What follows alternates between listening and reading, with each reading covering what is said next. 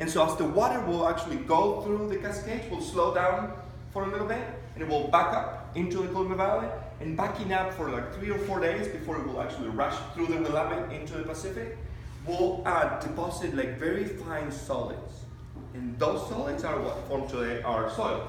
So you see right here, this is a canyon, actually not far from where I live, and every single one of those layers is one event, one of those floods, right? One of the Missoula floods. We think it was maybe between 30 and 45.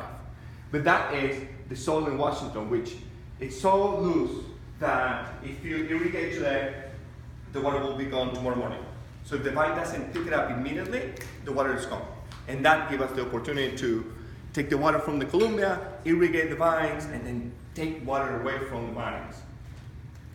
When we do that with precision, we can actually get the vines to be in a constant state of stress, yet being healthy. Like we stress a portion of the root system, and so the vine gets the stimulus of stress. They think they're stressed, they put all the energy onto the cluster, when in reality they're giving all the water they need.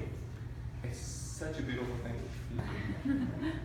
So when I say we stress the vines, we control the vines with irrigation, we have more control over how the canopy architecture is put together than any other one we do in the world. What do you mean, one? What is that related to the vine? This is what we do. So when the shoots are growing, right? Let's say early May through early June. The shoots go from about 5 centimeters to about 100 to 150, right? A meter and a half. At that point, when you deprive the vines from water, they get under stress.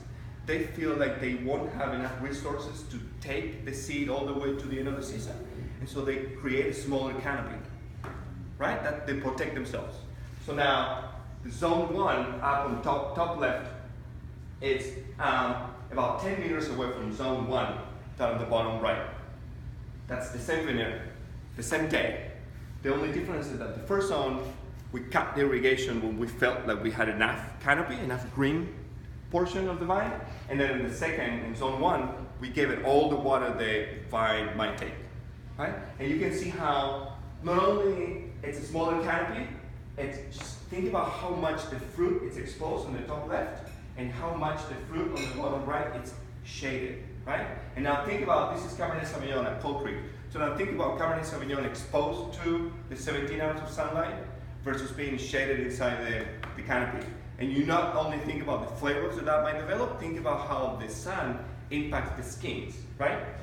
The grapes throw color at the skins like we do when exposed to sun. So the more sun the grapes get, the more they tan, the more color they throw to the skins, the more tannins and aromas and flavors we get later when we are in the heart of the fermentation. So that is how we can actually start stylizing the wines from the very beginning. So that ability that we have in Washington, it's truly unique to the Columbia Valley. No